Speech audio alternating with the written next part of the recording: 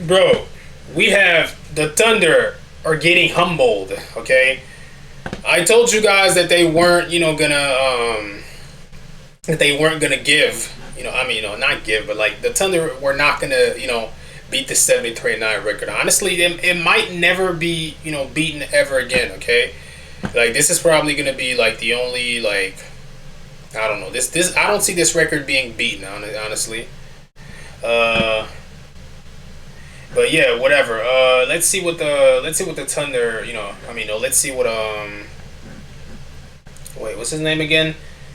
Johnny Arnott. Let's see what he has to say about this. If you're a Thunder fan, this is not personal. This is just ball. Their 24th win, the Thunder have matched the 15-16 Warriors for the best 25-game start. I don't know if it's their goal, but I don't know if it needs to be their goal, man. As good as they are, is 73 in play? What do you think? Bro, we're gonna have to hear Kendrick Perkins. Oh my God, whatever. They are going to beat that record of the Golden State Warriors. You sure about that? Here's the thing. No one is a good matchup for Oklahoma City Thunder. You make that clear. Right? No one is a good matchup for them. The Thunder lost their first 3 games by a total of 9 points. They've lost their last 2, both to San Antonio, by a total of 35. Yeah, when people have your number, they have your number. I mean, they're trying to win everything. They're trying to win. They might go alien too. Bro, that's why I told you, bro. We cannot take any takes serious from this dude, bro. Stop. Bro, this meme was crazy, bro. From the Spider-Man 2 movie.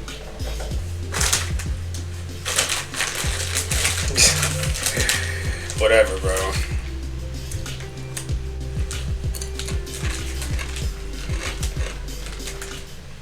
So, the NBA world is kind of freaking out at the moment because the Oklahoma City Thunder, who are the defending champions, started this NBA season with a 24-1 record, and many people predicted them to challenge the Warriors' 73-9 record.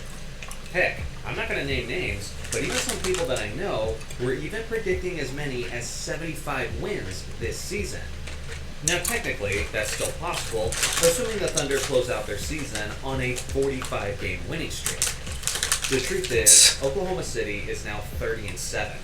They've lost 6 out of their last 12 games, including a recent blowout to the 13-23 Charlotte Hornets. That's crazy, bro. Now, to be fair, the mainstream media and social media love to be slaves of the moment and tend to overreact to things as they're happening in real time. There's no point having any other discussion, and this is crazy. Like, the Thunder are the greatest team ever. I'm constantly repeating it because I think it needs to be said. 12 seconds. No, sir. No. Literally like they forgot to play last time. I do not believe the sky is falling for this team. They're still the first seed in the Western Conference with a 4-game lead over San Antonio. But make no mistake, the energy around this team has completely shifted. In some Thunder fan communities, the blame game has already started. For example, Jalen Williams returned to the lineup on November 18th, and when he did, the team had an 18-1 record. Since then, they're 12-6. This was the guy who was second on the team in scoring last year when they won the championship, and most people viewed him as the second best player on this roster. But now, many of the fans are asking themselves if he's the one who disrupted all of this chemistry.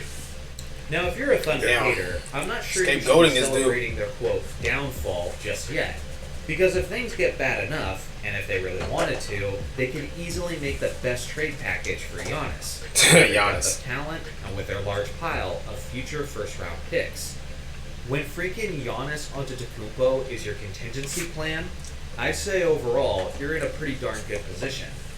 But beyond all of that, it's also just pretty normal for a team to start out dominant and then quickly come back down to earth. Yeah, it's true. Many people don't remember this, but the hype around the 2001 to 2002 Lakers was some of the craziest hype I've ever seen. This was Shaq and Kobe at their very best, trying to win their 3rd straight title, as they started the 2001 to 2002 season with a 16-1 record. But it's even crazier than that. This was after they had won back-to-back championships, where they closed out the 2001 season, winning 23 out of their last 24. That means that between the end of the 2001 season and the start of the 2002 season, the Lakers had won 39 out of their 41 games. Damn. Not only did the Lakers look like they were going to beat the Bulls' 72-10 record, but a lot of people thought they'd do it rather easily. Charles is good. They are really good. You know, the thing that's interesting, they had the big lead tonight, and they got a little lackadaisical. I think the only question is how great they want to be. You know, they're not admitting they want to get that 72 win, and it's up for them. If they stay healthy, they keep Shaquille and Kobe healthy. They get 3 guys off the street, they're gonna be right there. Despite all 3 guys off the street. Charles, come on. This team, the Lakers finished the 2002 regular season with just 58 wins. Yeah, man. Then there's the 1993 to 1994 Houston Rockets, who started the season with a 22-1 record, but they finished with 58 wins. Yeah, The 96 to 97 Bulls started the season with a 17-1 record, but they finished with 69 wins. Now, to be fair, I mean, all 3 of those 1 win shy from a second straight 70-win season, bro. Okay, whatever. the 02 Lakers, the 94 Rockets, and the 97 Bulls all went on to win the NBA championship. So Yeah. even if they didn't meet their lofty expectations from the earlier parts of the season, it still ultimately worked out for them as they ended the year on the Yeah, like the Thunder could still win the NBA championship. This definitely could still be the case for the Oklahoma City Thunder. Yeah. A team who's sitting in the second spot in the Western Conference has already displayed many of their advantages in those matchups, as the San Antonio Spurs are now 3-0 against the Oklahoma City Thunder. And the craziest part is that Victor Wembanyama had very tame performances by his standards in those games. At the Damn. end of the day, we'll have to see how this all plays out. But my ultimate point is that the 2016 Warriors and the 95 to 96 Bulls definitely deserve more respect.